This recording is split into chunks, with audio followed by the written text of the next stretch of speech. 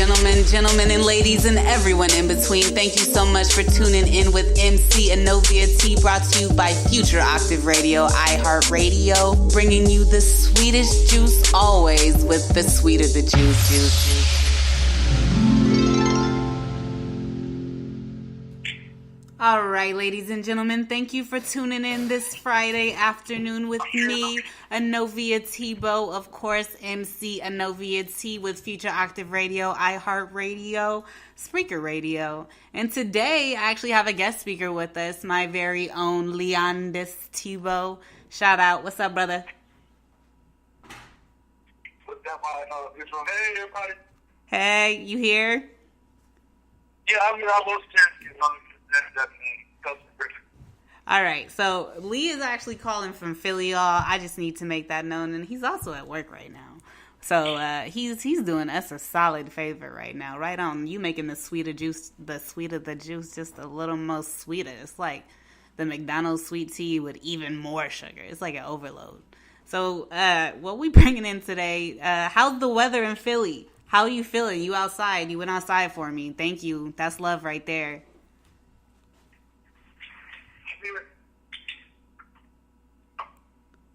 He's coming in, y'all. He's coming in. One moment. I apologize for all this.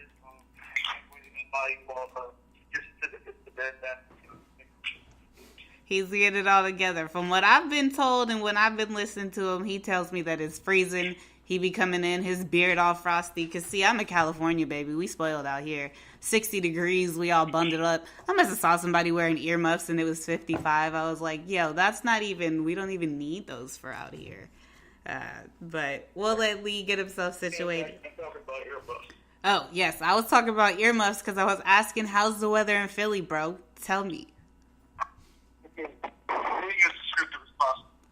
Imagine you choosing to be in like one of those walk-in freezers, and like you just like, fuck, that's like my home for the rest of my life, and you actively choosing it.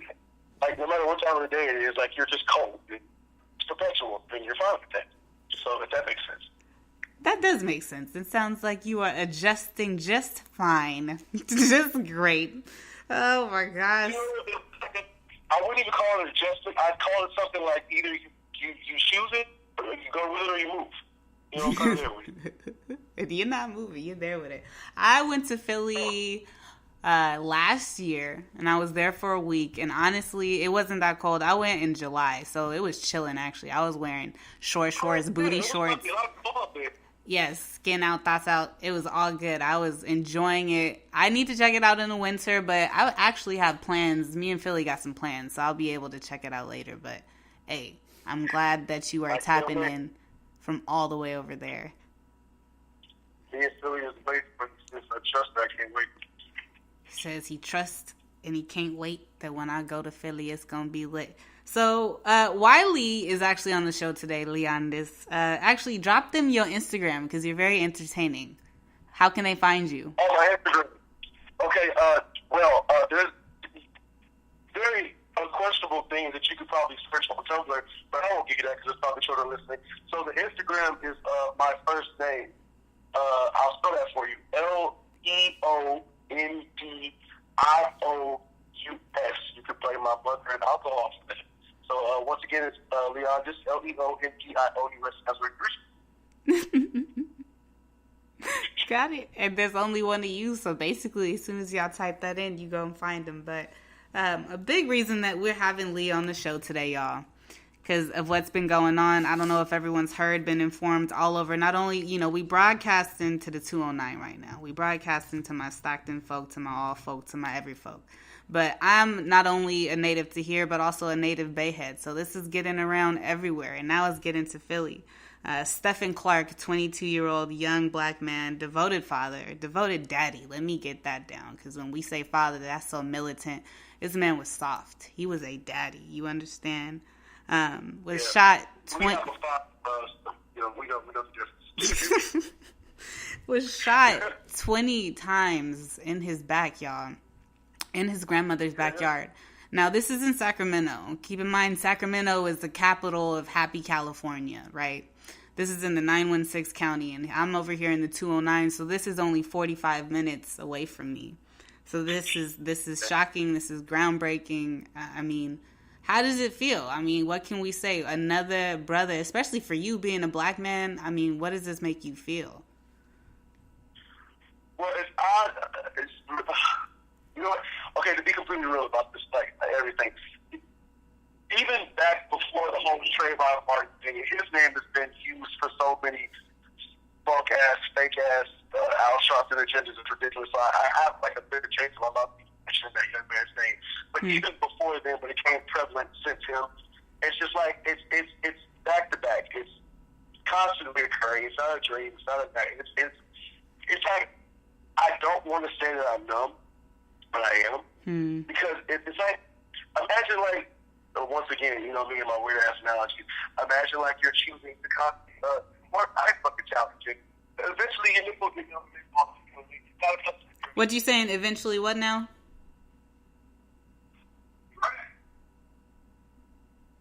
Hold up, he coming back, but he's coming with some good shit. What were you saying? Basically, that eventually, I guess as a black man, you become numb, is what my understanding of this was, to the police brutality, to the shootings, to what happens to you as a black man. Not only is it a natural instinct that you go out expecting some type of harassment, but it's not new news when you tap in and you see on your phones or your television that another brother, you, has been shot down unarmed, no reason, no cause. Lee, you back, baby? I can come back. Did you explain to the viewers that I'm at work and we doing like not bootleg, but like double duty type shit? Yep, that we all know it. They got it. Yes, this is podcast. Go ahead. I'm saying that. Let's. Okay, so I actually remember the question despite me being hot. Okay, now like I was saying, I'm numb to it, and it's just it's never ending. It's going to continue as long as we have them, and they're going to hunt us down. We're prey. They might as well just go ahead and just be real with it. Like, we're a real life fucking Call of Duty. Every nigga is a target, and it gets 10 points ahead. I mean, just call it what it is. I mean, if you're going to spit my face, I'm still going to whoop your ass, but I would be more receptive to the spit if I know it's coming. You feel me? I do. I understand, and I think that this is especially where I'm at right now. I live in Central Stockton. In this environment, I see a lot of brothers really on edge. I've noticed, a lot of police that have a certain area in which they like to frequent the most. And once they see a brother, they know to put on their signals and turn immediately, because it's not that they're protecting, it seems like they're inflicting fear. They have a purpose of inflicting a fear, making it that we don't. Exactly, and this kind of goes in with, I just needed your retrospect on this as we introduce, the concepts of good and evil, because I think there is so much backlash right now, and there's so much tension, as there's been for years, with the history behind not only police brutality, but really our police. I meet a lot of people. I know a lot of anarchists, things like that, homies, whatever, that say the police are flat out evil. That it doesn't matter what you're like, in your own personal life. It doesn't matter if you go to church all the time and you're a giving person. If you can devote yourself to a police academy, then you're evil, because what they stand for is wrong. And then you meet people who are devoted blue liners, blue lives, everything, blue lives matter, protected, devoted, probably used to be a war veteran, or has had a police officer actually come through and save their lives, you see. I've met police officers in which have been almost angels, showed up at the perfect time, But then I've met some who have only had the intention of showing me the opposite of what they're for, bringing me back to maybe, what our ancestors had to go through. Shit, Do you know what a paddy wagon is? That's where they used to round up the niggas in the Sunday church. Okay, so what he just said, is that what they used to round the niggas up the runaway niggas back in slavery. So for my listeners out there, this is a very true statement, but let me soften it up a little bit. So the origin of a police officer is from the paddy wagons. Now, you see, the paddy wagon, which a lot of people don't know, this is why they always saying, you know, black people, we put extra on everything, or it's really not as serious as we make it. Now, slavery was abolished in 1865. So before the abolishment, quote unquote, of slavery, they had paddy wagons sent out to go and round us up. If you were caught trying to run away from massa, if you were caught trying to save yourself, liberate yourself, be treated like a human being, you would be rounded up by these paddy wagons. Now, after the abolishment of slavery, then came the Jim Crow laws, right? Okay, we can't have you as our servants, but we don't want to be in the same place as you. So then we had the introduction of a police. Now, you see, history only repeats itself. Now, you know, and that's where my head goes. I'm kind of impartial on the fence between how I feel about police, but it just goes back to history and what I know. You know what I mean? That's really all. I'm sorry, go ahead. No, that's really all I could say. What's up? Oh, okay. Now, honestly, I had a customer in between that. So when I listened to talk about paddy wagons, and I returned to talk about police, kind of catch me. Yeah, catching you up, basically. You know, just saying with the evil and the good right now. Is there a purpose to blame the police because there are so many different types of people? But at the end of the day, as a whole entity, how I view this concept or this theory of good and evil, especially with what's going on right now pertaining back to the young man being shot, Stephen Clark, you know, my brain automatically went to, okay, not all police are evil, but in this situation, the two men that shot him are. And then that's where we had the conversation of, no. You see, that's where we're so caught up as a species, as human beings, of pointing blames and pointing fingers to give someone a label of evil when we do wrong as well. You know what I mean? Yeah. Well, okay. You know how I over-explain things a lot. I'll try to remember myself then. Okay, so I just explained to the listeners a little bit about my background. I was raised by a Caucasian lady. This is no bullshit.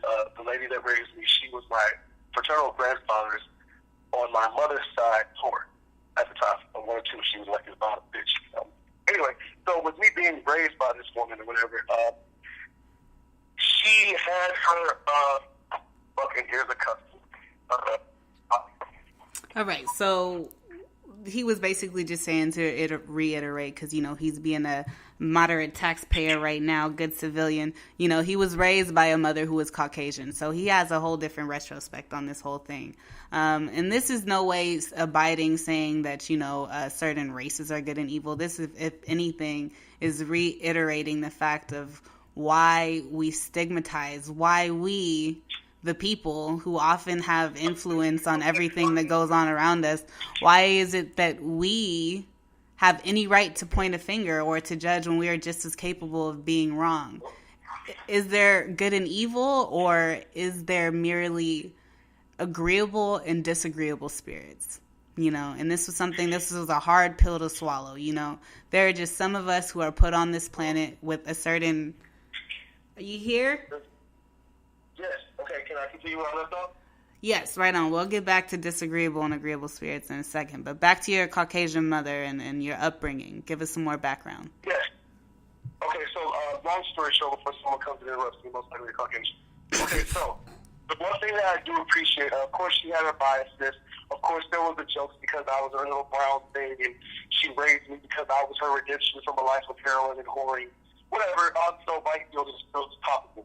But aside from that, my whole point is that the one good thing aside from her, you know, raising me and making sure I wasn't another statistic, is that she gave me an insight, a complete insight to how white people really and truly feel and think about us. Now, of course, I'm not one of those type of people that is just going to bunch everybody into a group and, yeah, everybody's a racist if they have blonde lies or any of the sort. No. But I will say with all confidence, despite that the vast majority of, you know, Caucasian people have some type of inherent bias. I say it here because it's like, it's kind of like low-key hereditary, but not, it's nature versus nurture. Anyway, pulling myself back. So with her raising me and letting me know that, yes, you are a little butt, you are this little punchy little child with melanin, and it will get stronger as you get older, and people will look at you, and just because you exist and you breathe and you choose to walk down the street the same direction as somebody who is fair-skinned, you are a target, you will forever be a target, and you have a strike against you from inception. So I thank her for being really nice. Now, how this all ties in with the whole police thing is because within that knowledge of her schooling me, I was also privy to know, which pretty much is like common knowledge right now, but majority of these cops, and I'm not just going to put the label on just white, the majority of these cops are people that just come from these fucking, they're not popular, they don't really fit in, you know, the whole cliche shit that there's these loser people who out there excited like primary high school careers, and then they're like, you know what, fuck all that, I'm gonna come back and show these motherfuckers I'm gonna be a cop. And see, can I ask you a question on that? See, now with that, maybe them being unpopular, right? Because this is, I really need to focus on the agreeable versus disagreeable spirits, and maybe how that can stem, you know, your core if you've been surrounded. No. I'm saying if does it make sense that maybe this cop, why he wanted to be and grow up to be this police officer and have this amount of power, you know, like, oh, my dick, I'm just so powerful, my huge lifted truck, and I'm a police officer, and testosterone, and that's not all for, you know, because there are female cops as well. You know, there are female cops as well, but maybe the torment that they experienced throughout school, throughout, you know, being unpopular, the evil they were susceptible to, or just, you know, the disagreeable people, or maybe they were a disagreeable, you know, person themselves since birth. They just weren't meant to coincide with everyone in a positive way. Do you think that that may have had an impact on the reason in which they wanted to become a police officer? Because believe it or not, Stephen Clark, the two officers in which shot him, one was black. Brother, I just found this out. So, you know. Really? Yeah. So what do you think about that? Okay, once again, tying into the whole agreeable, disagreeable thing, correct? Mm-hmm. Okay, now, did you explain that? Do you want me to explain where this all came from, or do you want me to jump into it and circle back? Go ahead and give a brief explanation, because you were actually the one that laid this, you know, on game for me. So explain to them what this really means for you, a disagreeable spirit versus an agreeable spirit, rather than the stigma of, you know, good and evil. Okay, I'll try my best to do this without tearing off. Okay, now, with me, I'm 32 years old. A questionable upbringing, which led to questionable decisions, which led to a questionable lifestyle, which led to almost dying on multiple accounts and realizing, hey, you think it's going to do it right. Okay, so all this led to me having this sort of spiritual awakening without mushrooms, which I kind of wish mushrooms were incorporated with that. It would have made it so much better back there. Anyway, so some information I just came across, whatever. It's so weird. It's how like the universe and everything works. It's just like, it's kind of like things just come when you need it. It's so cliche, but it's true. So I was at this whole most dire point. Oh, what was me? Where am I? Whatever. And then just out of nowhere. So I was introduced to channeling. Spiritual channeling, no? But I'll try to give like a brief concept. Pretty much there were all these people who are connected and just spiritual power, things that were touched by the veil, and they allowed themselves to be conduits or vessels for spirits to communicate to us. That's pretty much basically what channeling is. So within that, and within it was pretty much a documentary I watched, which opened the floodgates. It's kind of like when late night YouTube, and you just, you know, you kind of go on the bad side of YouTube. That's kind of like how. So anyway, within this, the major concept that stood out to me is like, okay, all these different things, just like trying to find, once again, you know I'm a girl, so really back in about too long. Like, let's take religion, for example, for a quick second. The main catalyst behind that is fear. And it's control. It's all a part of control. So you're scaring these people basically into doing and believing what you want. So keep that in mind, right? God damn, I lost my point.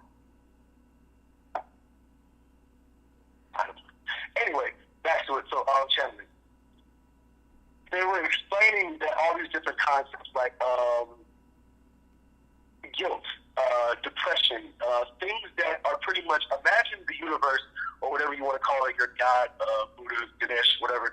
Imagine that being an infinite source of positivity. Anything good is better than anything good. So if this entity is only here to bring you good, things like confusion, chaos, depression, guilt, all these other bad things on that other side of the spectrum cannot logically come from this source, correct? Okay, so all of these things that they believe that they're being proven to them through these spiritual guides, these beings who have entered them, and they like, no, this is how things really gonna go, and ain't no God and all that, through all this information, you come to realize that above all, people always, even the Bible or whatever says that you're raised with good and evil inherently in you.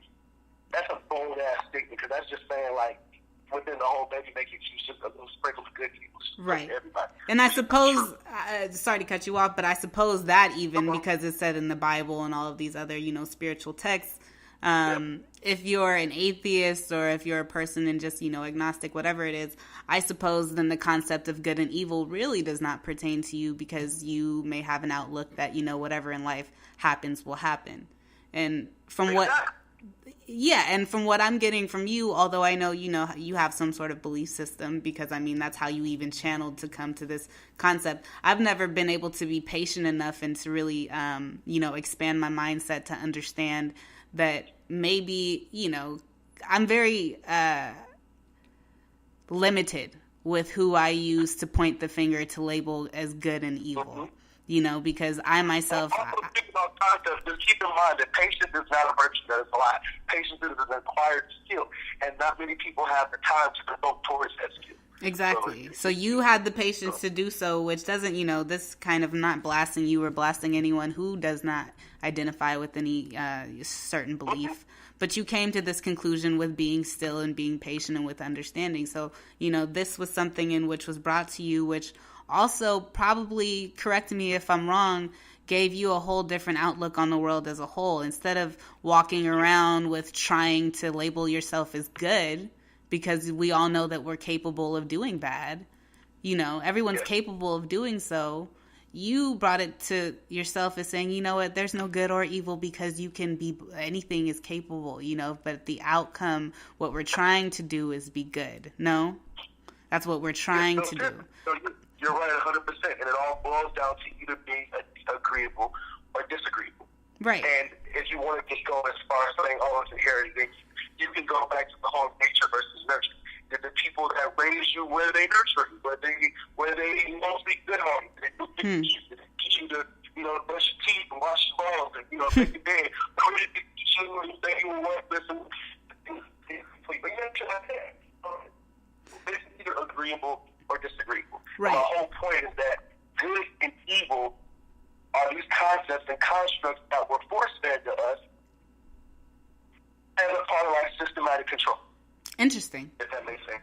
Interesting. And it does make complete sense, because, I was always taught that if someone does something extremely bad and they have a record and a rap sheet of doing this thing or whatever, they were evil. But my thing was, it wasn't something light. I didn't come from this super Christian background family. I was raised just, with spiritual influences. And this isn't really something that's meant to tie into or bother anyone's, spiritual being. This is something to really gain an understanding of, I use calling people evil sparingly because I feel I have no right. But there are some things, like with this police shooting, okay, and the way they tracked him down, and even with the helicopter, and even with something, the police, the academy, all of these things, they're all just doing their job.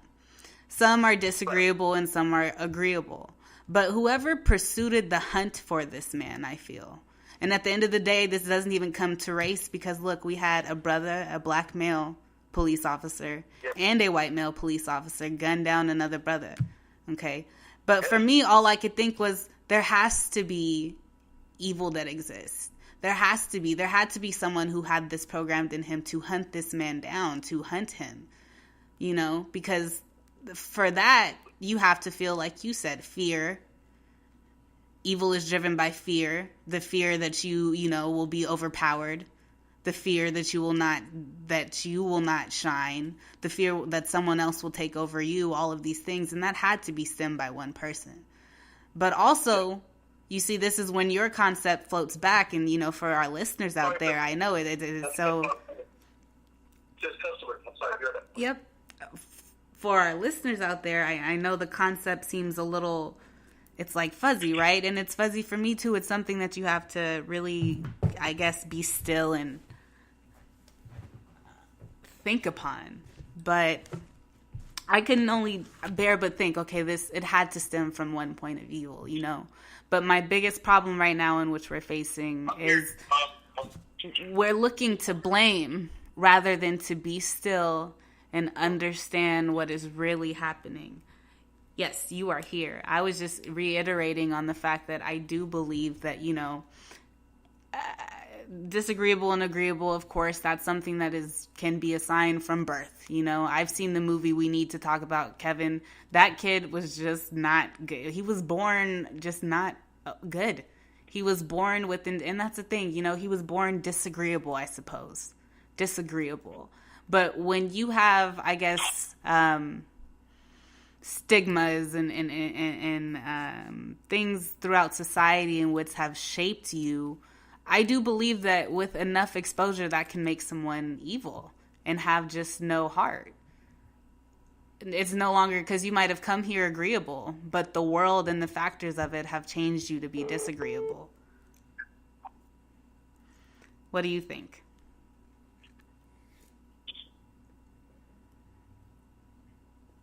Lee.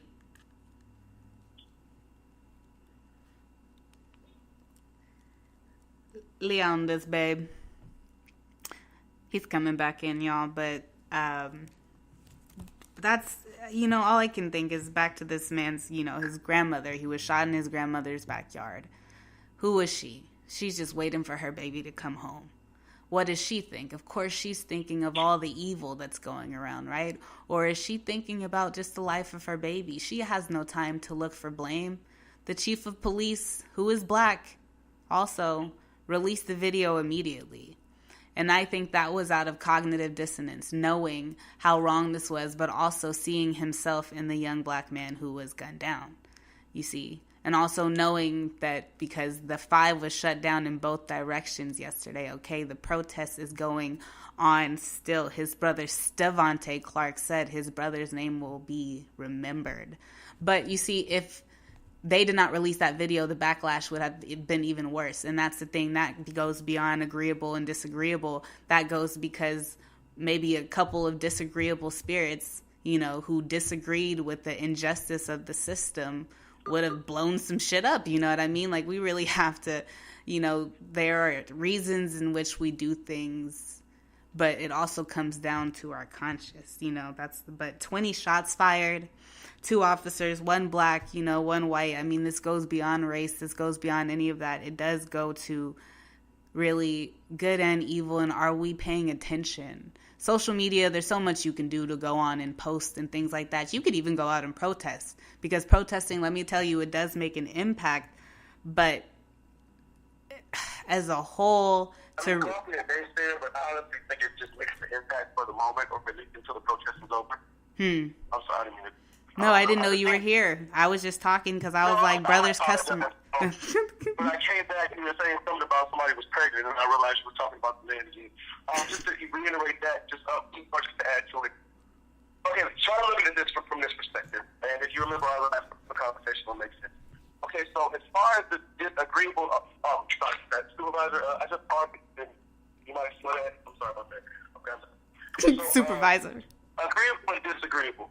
All right, so regardless of however we feel, of course we're black, we're African American, we have melanin, we're targets. We're going to feel some type of way about another one of our own being murdered. Okay, that's just like, but try for a second to just step outside of whatever personal bias you have, whether it be positive or negative or whatever, and just break it down to just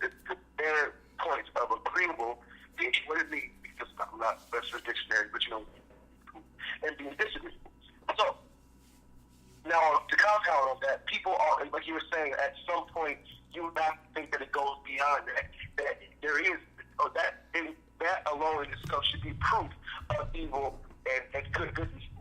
But making that same argument, you could also make that argument, meaning that, okay, regardless, we can sit here and try to make whatever is happening on the community.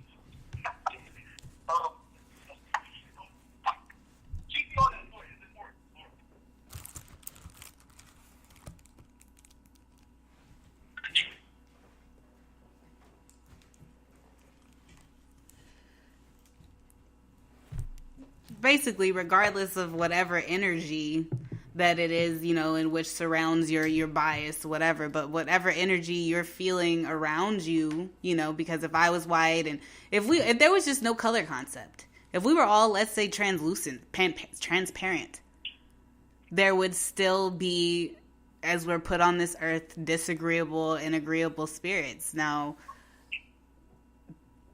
I just feel that this has to come from some sort of charge. It has to stem from somewhere, just like racism. It stemmed from a fear of the, the power of an African, not African American. Yo, bro, are you here? Yeah, I'm sorry. Did you hear, have we watched Wakanda Forever, Black Panther? Okay, not only was it dope. I didn't pay for it once. I feel like I moved that. So we got a pirate on our hands, but see, No, I didn't want to pirate. I went to the theater and I didn't pay for it. Ooh, so it's called pimping. Okay, hey, I see you.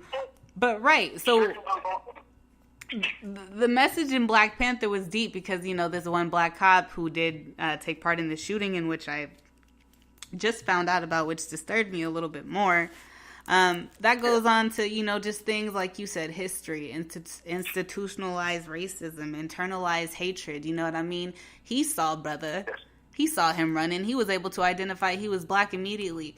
But was it the influence of he just couldn't drop out because, you know, was he evil? You know, was he evil because of, you know, like, we don't really know this man. We don't know, you know, because we know how we get down. We don't know whether this man was really coonish. But of course, if our pro-black people would say, of course you are if you could shoot another brother. Or was he simply influenced by the evil forces around him telling him that if he were to back out, he would probably lose his job? But at the end of the day, I mean, that's where I go back to evil. You would rather consider your job over somebody's life? Okay, we're talking about Michael B. Jordan's character in the movie, correct? Yeah, we were talking about Michael B. Jordan and the message, and well, no, we're talking about. Sorry, I flipped it back to Stephen Clark, but I was talking about why I referred to Black Panther was the message in that. What was the message you got out of Black Panther? You feel me? Well, the very first thing that just like screamed out to me, other than it just being an amazing movie, was just how completely gorgeous Michael B. Jordan's body was. That was first and foremost. But other than that, okay, there was so many different. It was political. It was more political than I thought it would actually be. That's why I got the majority of mine doing for something. Same. But the first thing that really stood out to me was Michael Jordan. Okay, you have this man that inherently is supposed to be from. I'm sorry. Belong to the state. Can you hear me? Yeah, he had this thing that what now? No, I was saying, like, you have this character that's supposed to be, like, inherently belong to something and belongs to this being. And long story short, I don't care about spoilers, I should have said it by now. So his dad was, like, on patrol or whatever, out in the real world, and he had his son there or whatever, and, like, he's doing his job, and he wanted his son there, of course, because he was doing whatever he was doing. He got killed, his son got left behind. Now, the whole thing about it is, like, prime example. Look at the way that, like, actual Africans, like, not African Americans, but people from Africa, look at the way that they view us, like, your common African American. Right. Like, you have all this privilege. Like, you're just squandering opportunities. Like, you're sitting around smoking weed and living off the system. The vast majority of us are, but not all of us. But, like, it's the same concept. Oh, my God, and they're African at times together. Okay, anyway, but that's the way that they view us or whatever. So that's the same way that the people in Wakanda was viewing everybody else. Like, we have these vast resources. We could do anything. Like, we can ship diamonds if we wanted to. But we're not committed to y'all because all they're going to do is come in here and rape us and take our ship. It's like, you know, right. Colonial rights. So just because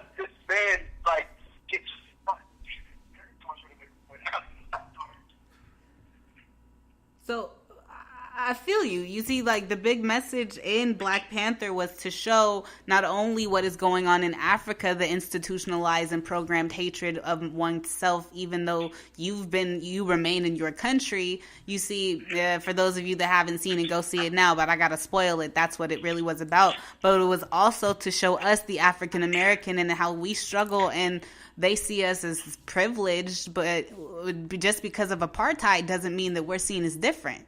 If I go into somewhere, we're associated by our skin color.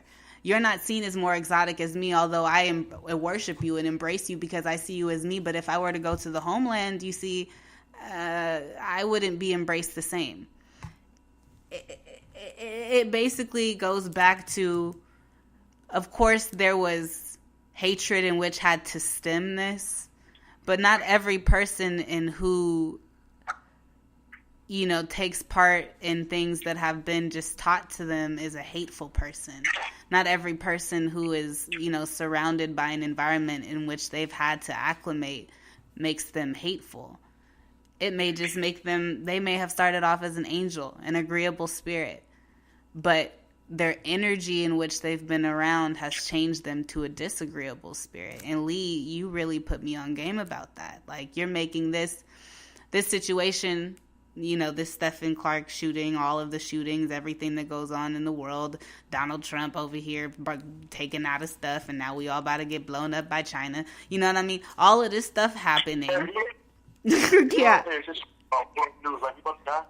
No, yeah, you haven't heard about it. He's just over here, but that's what I'm saying. I literally don't watch the news. If it doesn't pop up on social media feed, I don't know anything about it. See, millennials, y'all, this is a part of the show. Watch the damn news. I know that a lot of it, you don't know what's real, you don't know what's, but you will know if you really paying attention, and if you care about what you see, you'll dig up your knowledge, okay? Donald Trump is... Shush, I'm trying to spare you some. You feel me? Nobody needs to know that you're not 20-something. So, you feel me? Hey, I have great pubic hair, and I am proud of it. Yo, how about you spare us? I am your baby sister, I'm telling. Ooh, spare me. Oh, my bad. You don't even know what's between my legs. Love you, sis. But, yeah, my sister, she's very professional. I thought that I could be like on some real black man magic type shit and do my job and do this. At the same time, I have failed miserably. But hope amongst the ramblings and things that I've said, there's some type of intelligible something gathered from that. I swear to God, I'm not telling. That's all I'm saying. All right, go ahead. No, you have done great, and I think our viewers agree. I mean, of course, there's some intro, outro, whatever show, but like I said, yo, he over here paying tax money, okay? You the reason that, things are going good for me right now. So shout out to you for working my table here. I appreciate you, you know what I mean? But, hey. Right. I'm above the system, But yeah, if you didn't know, DT, Orange Man with the tiny hands, he's, people are like, it's because he's privileged. If he was translucent and so are all these country rulers, it would still be about power and somebody, whether or not they were pure disagreeable spirit, because I can see that being a thing. You come here and you just disagree with everyone. You want the power. That's the thing. I mean, I'm not trying to get biblical. I don't deal with no religions or anything like that. I keep myself centered. But hey, the devil is once an angel. You know what I mean? That's what I mean. I feel like people can change. So instead of blaming in a time like this, in a time throughout this, because like you said, not only is black on black shooting going to continue, Black Lives Matter having to stand up going to continue, people wanting to shut us down and saying that we're being too dramatic because they'll never wake up and be black, will continue. But we need to stop literally just like with the biggest grain of salt or whatever, just listen to them. Okay, so at the end of the day, at the end of all of it, whose name is on your driver's license? Who's paying your bills? You might be a hoe, I don't know. Okay, at the end of the day, when it's all said and done, when you die, it's just you. And whether you believe that you're going to be held accountable for whatever you did, there's this big white man in the sky that's going to send you to hell or whatever, that's all good. But all I really, if the world could just collectively just hear what I'm about to say and just try to just make it make sense to you. And what that is pretty much, if you could just step outside of yourself for one moment and really just look at everything for how it is. Yes, okay, life is great, whatever. But in totality, the world is pretty shitty.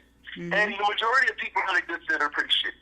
Now, with this being a fact, not even just an opinion, if you can put yourself in a position to, one, first and foremost, make sure that you, Susie, Bob, Tyrone, Shaniqua, whoever is hearing it, that you are the most important thing that ever was or would ever exist in this world. Not being self-centered, not being weird about it, but just realizing that your survival, your happiness, your work, your everything should have essence over everything else. That's first and foremost. Absolutely. And realize that literally there is nothing that you control. Like, you might think you do, you might think that all that, but the big shit, like the gigantic shit, like the life-altering, soul-shaking shit, you don't control that. I'm not going to go as far as to say that there's some celestial being in the sky that's controlling all that, and we're puppets or whatever. I'm not going to say that you're the architect of your own destiny or whatever. But at the end of the day, bitch, I don't know that. You don't know it either. So, what I'm getting to is just, if you could just put yourself first, make sure that you ensure your happiness, your stability, your peace. Because literally, like the whole airplane shit, they tell you, like, if you already got kids, like, how the fuck you gonna put the air mask on them first, and then you shut them with the air, like, okay, like. I know, and then you die on bro, and then bro dies.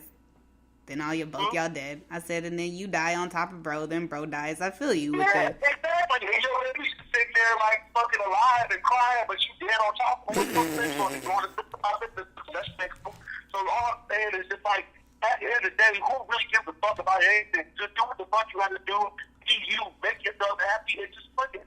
Who cares who Kim Kardashian is? Who cares about fucking Donald Trump? If you didn't vote for the motherfucker, let it go. You don't die eventually. Somebody's gonna kill his ass. Ladies and gentlemen, Leondious Thibeaux. Things do not need the weight that we fucking give it. Things don't need the time that we give it. Things need the validity that we put on them. Not every fucking thing needs a label. Just chill the fuck out, get you a blunt, and realize that, like, when you're gone, like, are you really gonna care who the fucking president is when you're dead? Hey. They just feel like finding your pet from when you was 10 or ask your mama the questions and shit like.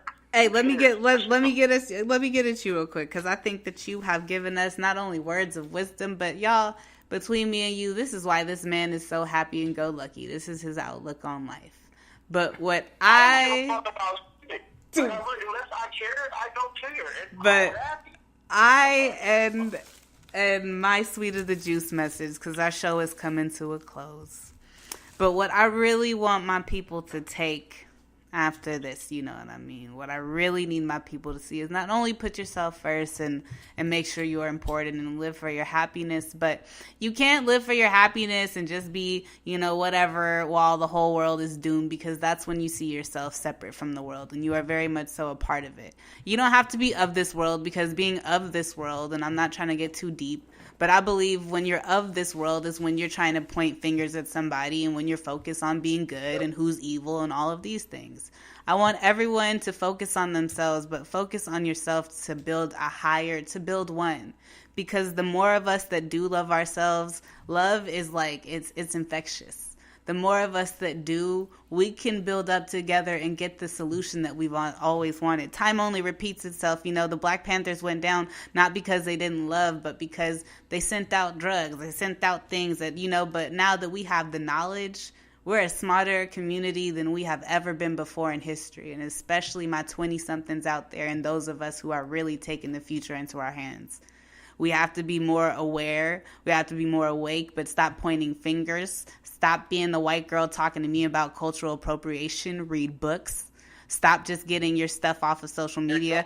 Brother, I'm not getting at you because social media is great, but get on the news, because that's how, when we really analyze and have something to focus on, because us talking in this disagreeable and agreeable spirit, I think everyone, the listeners and everything, we all have something to go and sit on now and really think. When we get in road rage, when we get really pissed off, when we feel entitled to something, what you were saying is get out of your body, get into that perspective. For those of us who just don't understand and are tired of hearing about Black Lives Matter, yo, you don't think I'm tired of being followed through the store because I'm stealing? Get out of yourself and get into me so we can understand and unify, because that's how we will have change. But brother, Leondious Thibeaux, who is on the job and you have given me such light and given us all such light. And a lot of us, we appreciate you. Follow him, Leondious, Leondious. Just check that. That was right? No, you got it. You can spell my name. Yeah. Hey. That's perfect, though. Yes.